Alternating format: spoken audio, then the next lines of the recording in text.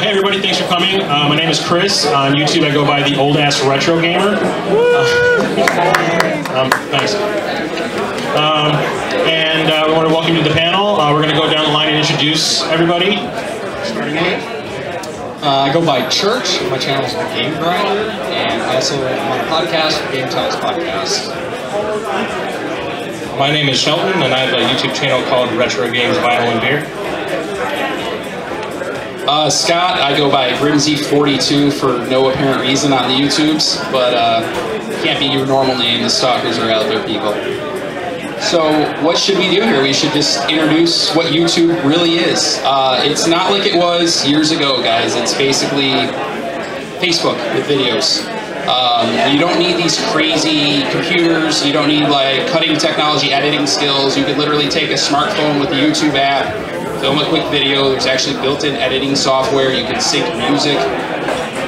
And it doesn't have to be, like, you don't have to be a character. You don't have to, you know, basically what it is in my eyes, find something you love, something you're passionate about. You're not the only person out there that is. There's somebody else that shares that love and that passion. And if they see you're genuine, they'll gravitate towards you. And, you know, how large your audience is really isn't as important as how well you're received. So, just a weird thought, for example, like, I think I've got 400,000 views on my channel. Picture a stadium with 400,000 people in it. They all came to watch me. That's crazy, you know, and I felt that way when I had 1,000 views. I was like, that's like a small arena that watch my stuff, you know, so not so much focused on the numbers, but that every number is a person, you know, like each and every one of you guys would be theoretically one of those views. So to me, like, don't do it for numbers, don't do it for fame, do it because you love something and you want to convey what you love, you know, to your audience. Yeah, I agree with what Scott said. When I started YouTube, I had like a $100 laptop and a really crappy webcam. And yeah, I just started because I liked making videos. And if it's something you want to do, I recommend just starting out. A lot of people are scared to make their first video, so I'd say go for it. Yeah, I started doing the YouTube stuff because I'm a filmmaker. It's one of my hobbies, and it was kind of my way to keep the dust off when I wasn't doing film projects. And I just ended up using like the webcam built into my Mac, and it just kind of, it was about me recollecting all the games I had as a kid, and it's kind of turned into something else. But it seems to be working. And really my big driving factor to get into YouTubing was that, of course I have friends that play video games, but nobody played the same games I was, so I figured it was going to be a good venue where I could actually talk about the games that I wanted to talk about as I played them. And getting going for me was just getting a cheap webcam and a microphone and kind of stumbling my way through as I went along. Figured out editing, didn't have any skills to start with, so it really doesn't take a lot. Anybody with a cell phone can pretty much do YouTube these days. You just gotta have a passion for it.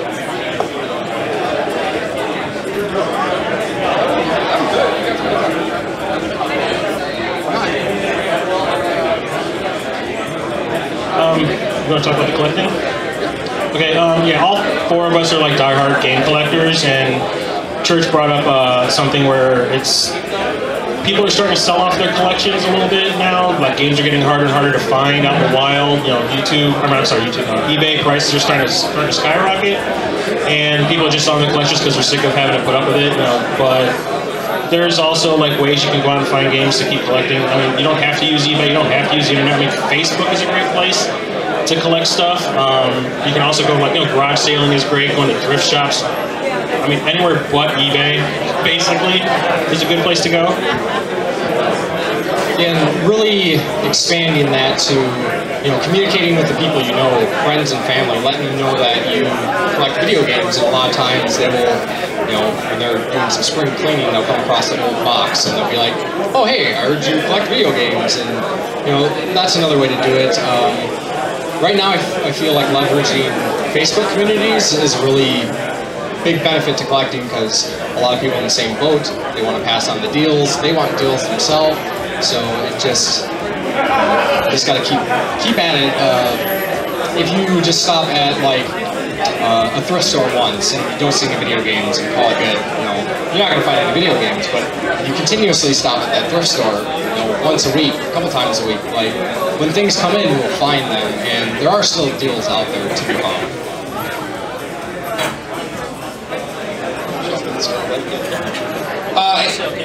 I guess if we're going to caveat to that, as far as, yes, I'm sure since we're all here, we love video games to some capacity, and compared to years ago, it is substantially more difficult now to locate those games, especially at a reasonable price. But what the other gents touched on is absolutely true. You know, if you put the time in and repetition, as far as, you know, hitting up a thrift store, garage sales, I've got friends, I don't have the courage to do it myself, but they'll ask, you know, hey, do you have video games? And I typically do that too, but then when the guy says no, they'll go, nothing, like old Nintendo, Game Boy, and they'll just go down a list, and maybe after like the 5th thing, they go, oh, Nintendo? Yes, I have those, and then they pull out these old retro cartridges that they didn't even know they had until you said that. So the deals are still there, you just have to do something that no one else is doing to find them, because, I mean, garage sales in my area at least are like crazy. There's like 30 people that go door to door trying to get what they can. So, you know, just having that patience and, again, doing something to separate yourself from the average guy. Like, what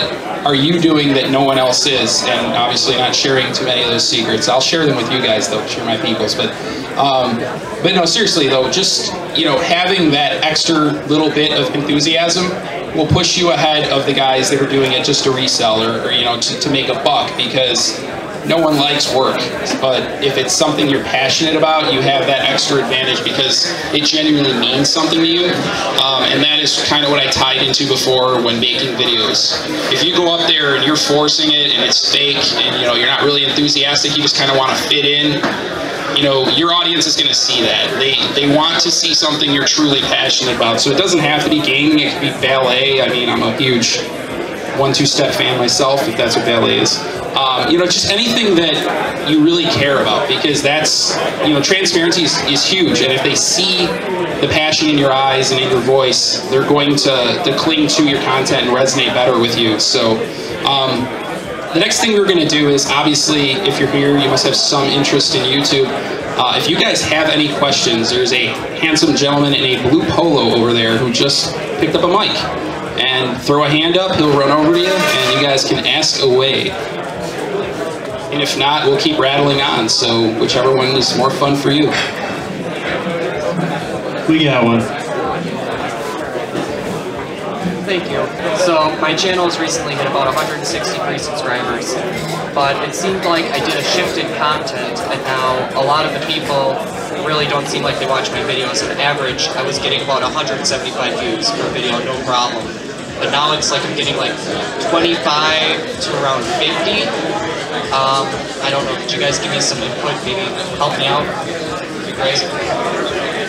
I have a couple tips. Maybe, are you doing like the same types of videos usually? Maybe try and do, you know, different kind of stuff.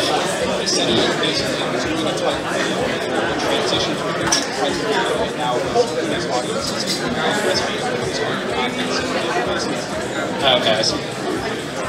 Based on that, I mean, I do like 3 different types of content, and you know, sometimes your videos aren't going to get views for the type of stuff you're doing.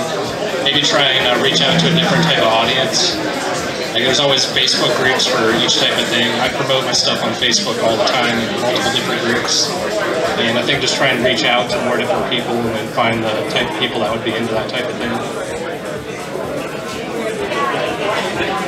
One of the things, because as soon as you said that, something hit my mind. Like, imagine you watch Walking Dead every Sunday at 9, and then all of a sudden Sunday at 9, a completely different type of show started going on. They're not going to get, you know, the 80 million viewers that Walking Dead is getting. If I'm watching football and suddenly hockey is on, that's different content. So essentially what you did was you had audience A, and, you know, that number of subscribers were there to see that content, and then you transition to a different format. So kind of like what Shelton said, if you ever notice when a television network is trying to push a huge show, and you can see these tips because the big channels do it, like Into the Badlands right now, they put it on right after Walking Dead because they know, hey, half of those 70 million people are going to sit here and watch this also. So it's kind of a good way to, you know, bring in more viewers. Maybe by the title of your new stuff, they may not think they're interested, but if you make one of your older style content videos, and then kind of bridge off a little bit at the end into what your new style is, your old viewers will watch, and then they're not being forced because it's a little bit of extra content. And you can actually go into your analytics, and there's a thing you can use that'll track your viewer retention, and that's huge for anyone who wants to do YouTube. You basically go to the viewer retention, and it will show you a graph, and you can actually compare that graph to the average video. So you can see at what points of your video viewers came or viewers left. And you know how if you kind of like fast forward that little bar, so like let's just say I made a video that says, oh my god, rarest game ever. And I watch the analytic, and it says at the 2-minute mark, I had a spike in views. Then I'll go check and see what was there, and that was when I actually showed the game and stopped talking.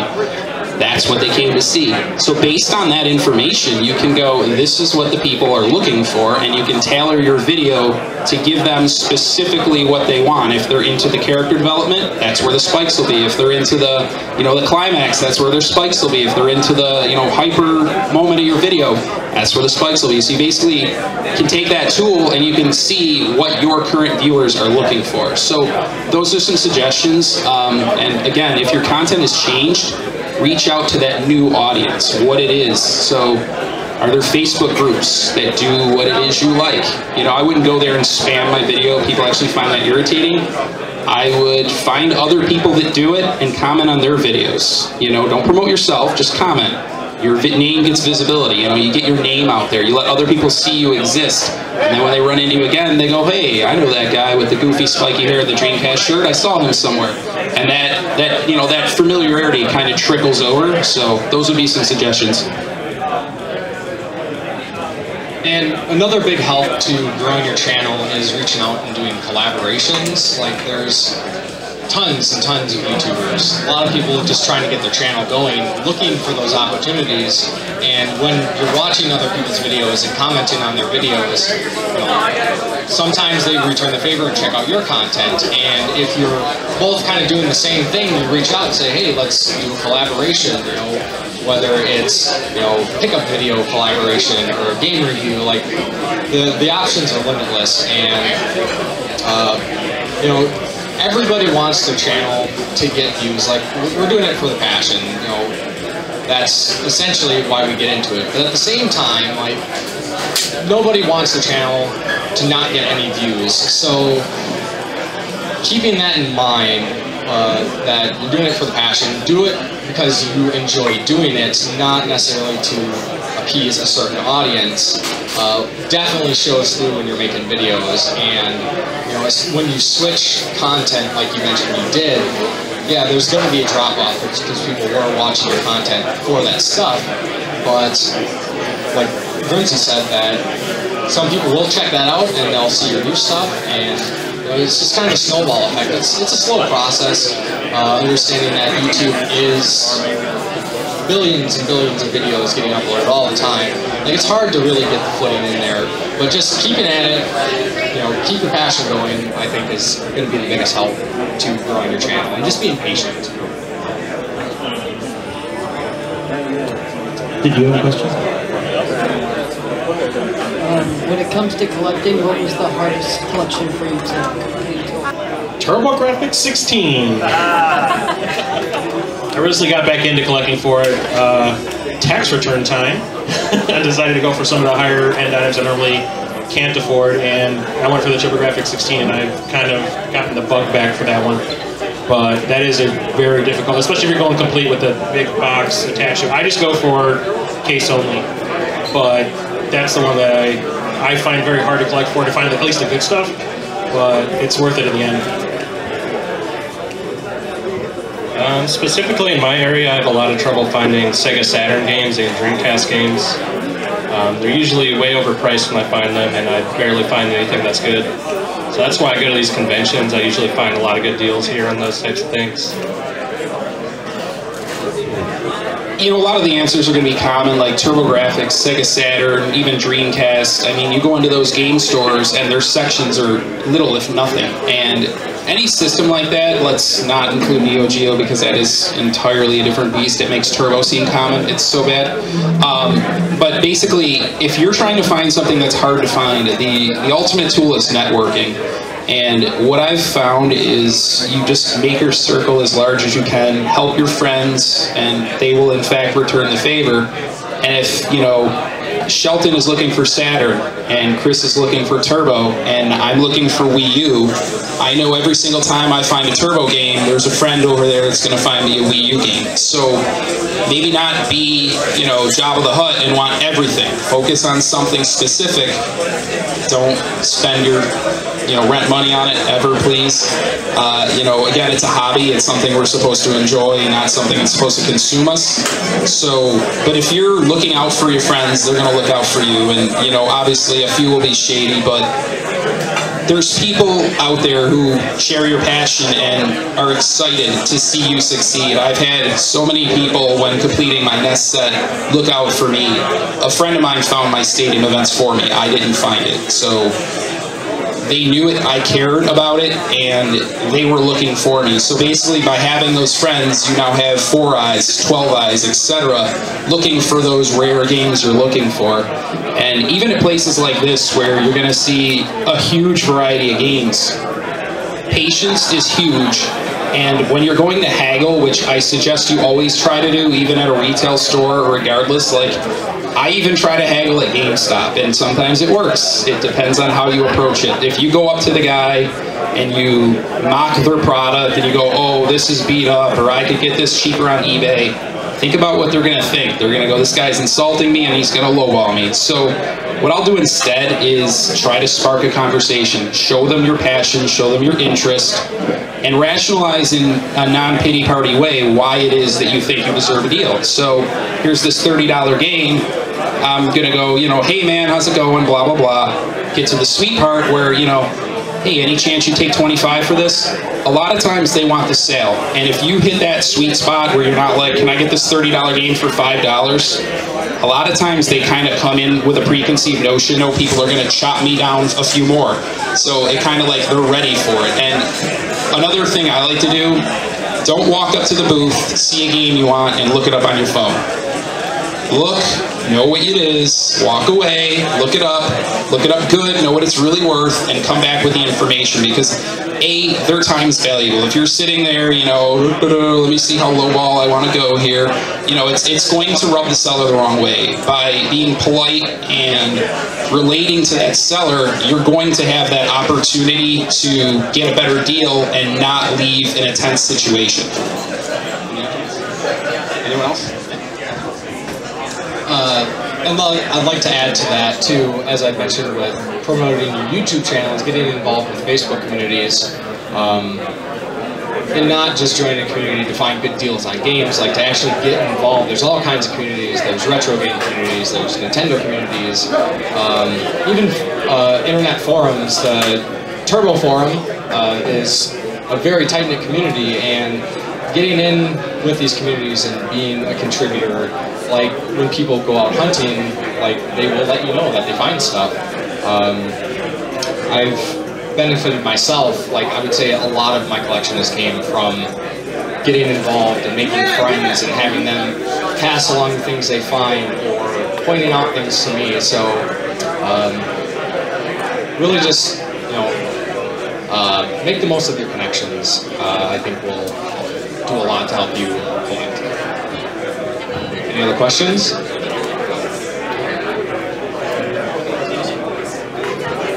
All right, Sorry, one more question? One more question? Sorry.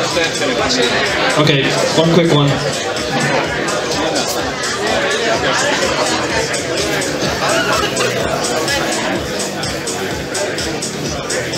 If I was going to start a channel and I was going to do like a face cam, would you recommend I record it on the computer or like on a separate camera? I still use the webcam built into my Mac. I haven't upgraded at all. Patrons for. I don't, honestly, unless you're going to be doing some crazy editing stuff and you're going to be using green screens and all that kind of stuff, I don't see the point of really getting a high-end, any high-end equipment at all. Just use what you got. Use your phone. I mean, it's just as good as anything out there right now. One thing I did when I first started, because yes, you have a phone, but it's not the perfect tool, there's a piece missing, you can go on eBay and they have for like $10 a tripod that'll have a little jaw that'll actually hold onto your phone. And at first what I did was I would record with the screen there so I could see myself and know I was staying in frame. But once you get experience, you can flip it around to where the better camera is, and you can kind of know this is my radius, this is where I need to be. And as weird as it may sound, you kind of want to be right in the face of the viewers. You know, they don't want to see a little tiny person in this gigantic backdrop. Get right up into the camera. One of the biggest tips, one of the things that I've heard like a ton of times, the most important thing is not your camera, it's lighting and sound. If you have good lighting, it'll make a potato look like a good camera. And there are so many, like any critique I get on my channel is always sound. So you can actually get, they're called like Rode mics, I think. You can even get one that'll attach to a phone. Get a good microphone, because the lighting will make you look good and the mic will make you sound good. And that's two things that are extremely important to people. So, and they're cheap. Like that tripod I told you, I found one on eBay for like $8 shipped. And that's about all the time we have. Once again, big thank you to our presenters.